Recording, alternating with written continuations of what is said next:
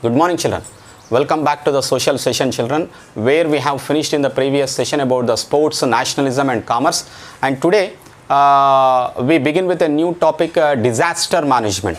So before I begin this topic of disaster management, have you ever come across any disaster, children? Have you witnessed any disaster? Okay. Never? Recently in Warangal, there were floods occurred. That's a disaster. So India, with its vast population and with its unique geophysical characteristics, is one of world's most disaster prone countries. Disaster prone bole to, where disasters happening ratio will be very high. Okay, वो होने का संभव है. So that area is India. Because of its geophysical characteristic, India is considered as a disaster prone country. So natural hazards such as cyclones occur here, earthquakes occur, and drought, floods and landslides occur very frequently in different parts of the India. Of course, it may be in varying intensity. Intensity कभी ज़्यादा रहती है और कभी कम रहती है. Intensity means the grave situation at what it occurs may be sometimes high and sometimes low. But India is a country where these earthquakes, floods and droughts occur very frequently. The east and the southern, southeastern parts of India are frequently affected by cyclones. In the interior parts of the Himalayas, that is plateau region in the Himalayas, earthquakes are common, and in the Ganga and Brahmaputra plain, floods are more common. Rayalaseema and Rajasthan region, droughts are very common. So this means that we are all vulnerable in different degrees to these hazards. South India में droughts आती है, north India में floods आती है और Himalayan regions में earthquakes आती है. So we are prone to this kind of natural hazards in one or the other gratitude. And you know, children, for instance, people residing in coastal area may face floods and cyclones frequently while being located in the earthquake zone.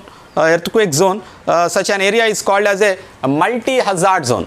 Coastal region में जो लोग रहते हैं उन लोगों को floods face करना पड़ता और साइक्लोन्स फेस करना पड़ते हैं and even earthquakes also they have to face.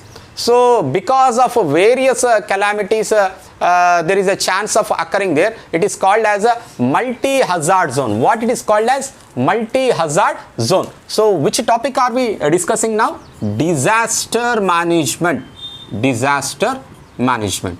When a disaster occurs, how should we manage ourselves? क्या करना चाहिए, क्या नहीं करना चाहिए?